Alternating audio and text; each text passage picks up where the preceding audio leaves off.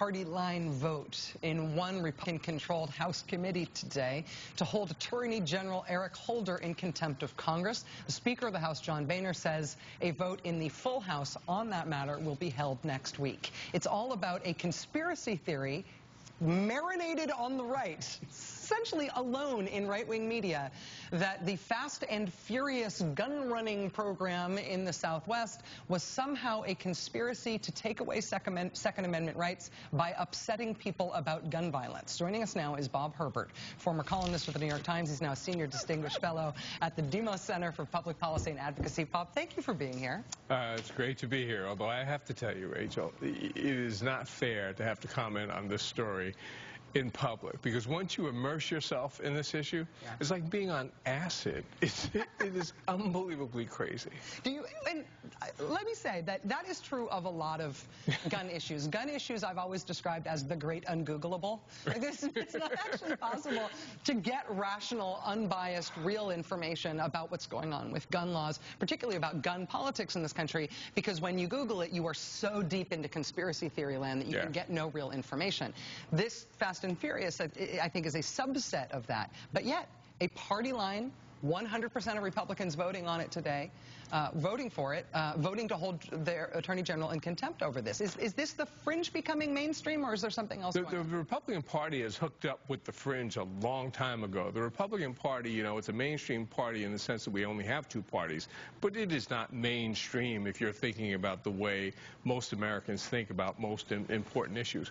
But what's important to look at here is, what are senators like, what are people like Issa and Grassley doing, riding the wave of this guy Vanderbilt, for example? Vanderbilt comes up with something that is just utter madness, and then the big shots in the Republican Party just pounce on it, and then ultimately it leads them to a contempt citation against the Attorney General of the United States. I mean, that is just madness. I mean, we need to understand, one, this was not a Holder operation, this sting, which was a terrible sting and ended, you know, tragically and that sort of thing.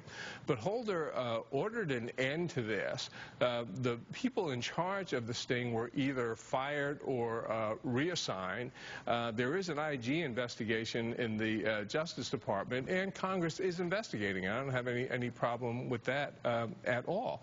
But the idea that this has something to do with the Obama administration wanting to undermine Second Amendment rights is just madness of the highest order.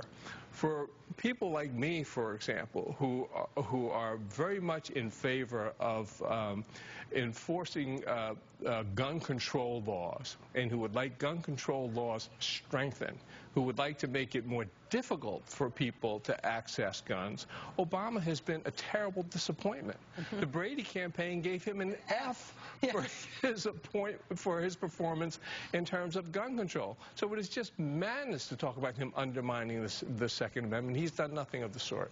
But in terms of real policy concerns and the real responsibilities of governing, I was focused today on that too, on the issue that, you know, if you really are interested in gun policy and you're not just interested in conspiracies about this, the Brady campaign has given the Obama administration an F. They've done nothing to increase gun control at all, whether or not you think that is a good idea. But is it true that a rationally based administration ends up being constrained to the point where they can do zero on a policy issue? Because even when they do zero, that's construed as some sort of act of aggression. I don't think so. I think that, you know, whether it was the Obama administration or if it was another Democrat administration, I believe they could have done more on gun control and a number of other issues.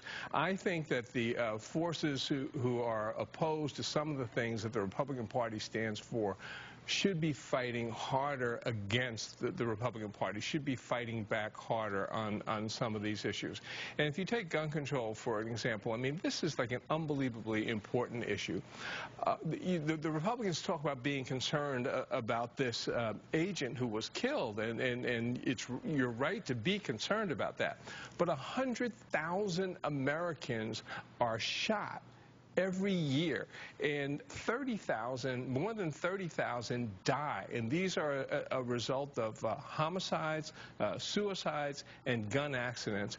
Your viewers ought to understand that if they watch your show, during the course of this show, 3 Americans will die from gunshot wounds, because 3 Americans die from gunshot wounds every hour. So this is like an incredibly important issue. So if the Republicans are concerned about what happens when guns get into the wrong hands, they should pay attention to the 100,000 Americans who are affected by this. But any discussion of how to deal with that in policy is so backwards through the telescope Also, that doing nothing is construed as secretly plotting to do too much. Exactly. And not only that, what they really want to do is they want to undermine the legitimacy of the people who do not agree with them. So they want to undermine the legitimacy of Eric Holder, of Barack Obama, and ultimately the Democratic Party. Well, lining up with the break their windows militia blogger guy is a really good way to assert your own credibility. Yeah. This is just an incredible story. Bob Herbert, former columnist at the New York Times, now at Demos.